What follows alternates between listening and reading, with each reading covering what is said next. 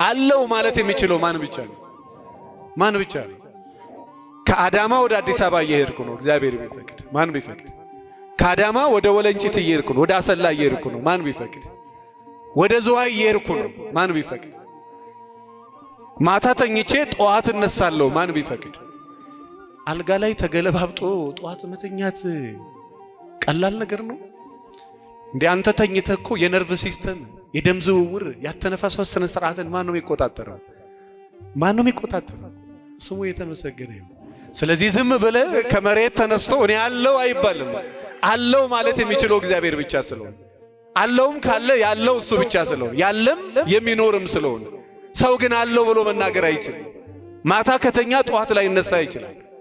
ሰውነት ስላለው አለው ማለት አይችልም። አይታችኋል አይደል? 70 ዘመን ሙሉ ካንገቱ በላይ ማሽን ውስጥ ገብቶ ይኖረውን ሰው።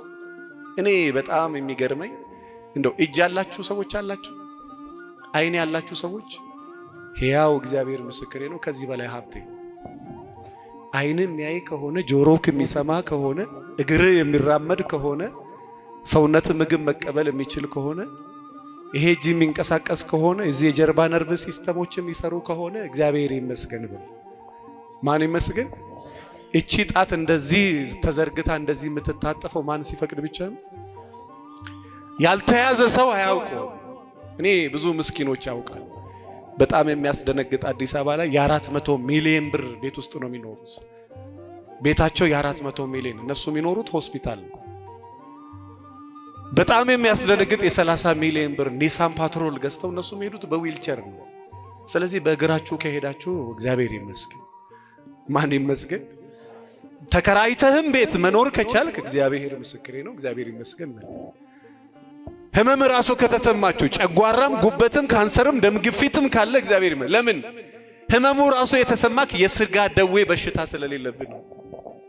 ጤነኛ ካልሆንክ ህመሙ አይሰማህም። ህመሙ ራሱ እንዲሰማ ጤነኛ መሆን አለበት። ስለዚህ ማን ይመስገን?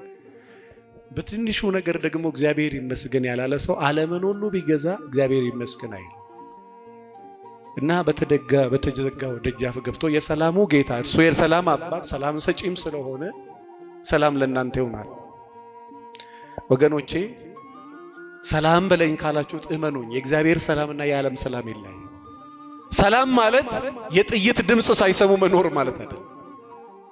ጦርነት መካከል ሰላም ያላቸው ሰዎች አሉ።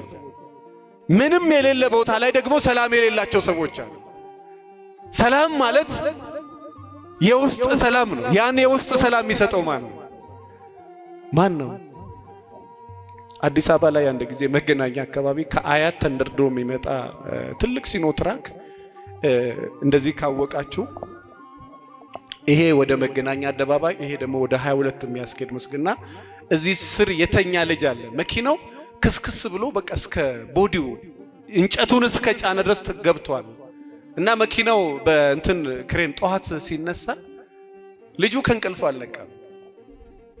ፍሬን በጥሶ መኪናው ተጋይቶ ሹፌሩ ሞቶ ረዳቱ ሞቶ መኪናው ተከስክሶ እዛ ስር ልጅ ተኝቶ ነው። መኪናው ከተነሳ በኋላ ሞቷል ብለው እንደው ጨርቅ ራሱ እየደረቡ በኋላ ልጁ ከእንቅልፍ እንደሚነቃ ሰው አይኑን እየጠራረገ ነው። እዚህ መካከል እግዚአብሔር ይጠብቃል። ማን ይጠብቃል? ማን ይጠብቃል?